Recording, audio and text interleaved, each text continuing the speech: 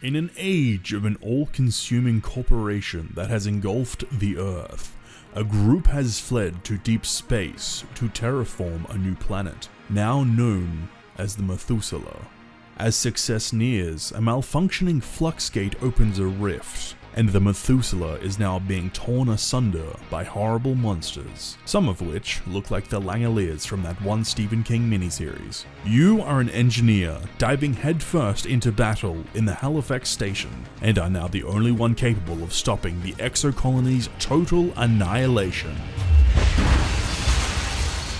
Despite the initial plot being a speedrun to place a horde of cannon fodder at the blasty end of your weapons, Supplice attempts to strike a balance between action, exploration, and world-building narrative. Your objectives are often finding computer terminals that serve to progress the story, allowing you to access the next area.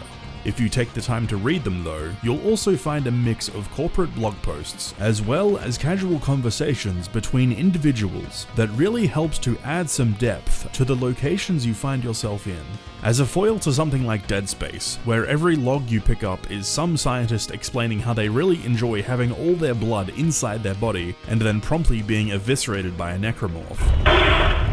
The direct messages between colleagues, laden with abbreviations and LOLs, manage to feel very humanized.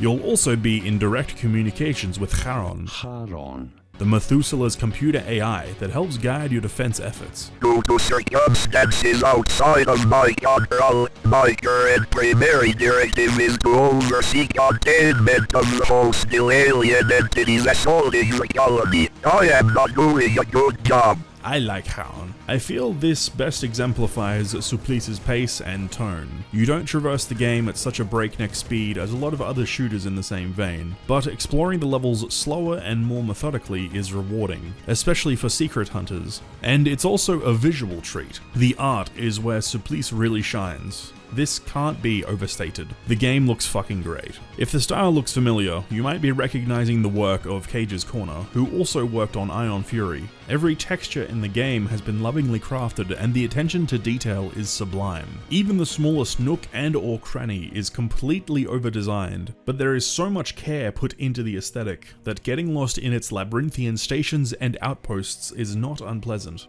Most of that over-design comes courtesy of Mekworx, the project's original creator and Doom map maker extraordinaire. They've been involved in a plethora of Mekworx and community projects spanning dozens of maps since 2006. To give you an idea of how much of a level crafting brainiac Mekworx is, one of the reasons they originally chose a more restricted source port of Doom to create the game in was because it had more constraints. One reason, albeit a small reason, was to force myself to stay within the boom set static map limits. I really don't want to make something like this, or this, for 32 straight maps, and I'm pretty sure no one wants to play a megawatt full of 2-hour-long maps. Even the tiniest portion of any given map is bursting at the seams with detail, and it really helps bring to life the variety of off-world locales. The game's title Supplice is a French word that means torture. Supplice. In particular, a punishment that ends in death. So, let's talk about the weaponry. There is an impressive roster of baddie blasters here, including your standard assault type rifle, which you'll end up dual wielding, and a rocket launcher that boasts outrageous firepower. There is a few other standouts as well. The pile bonker is a menace, a giant rock breaker drill with a secondary fire that shoots out a devastating shockwave. This is less of an attack, and more of a magic spell that turns enemies into liquid gore.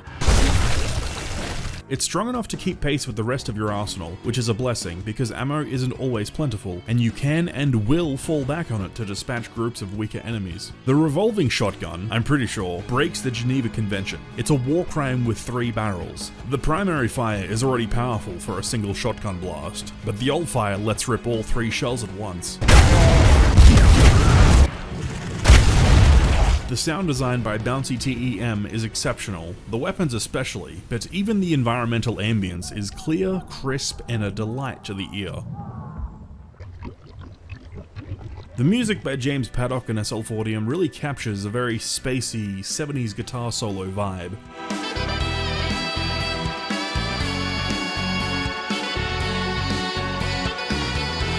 It reminds me a lot of Risk of Rain 2's score. Overall, the focus here seems to be on quality over quantity. There's only a handful of levels, but all of them are densely packed with excellent design. Only a few weapons that all sound and feel incredibly powerful. A few enemies, but great placement. It's a marvel to see a game with such polish, and it really comes across as a labor of love. I mean, the damn thing's been in development since 2009, and the entire team consists of a half a dozen extremely talented individuals. It's kinda crazy looking back at Mechadon's original thread about it on doomworld.com and seeing where it all started, and here where it has all ended up.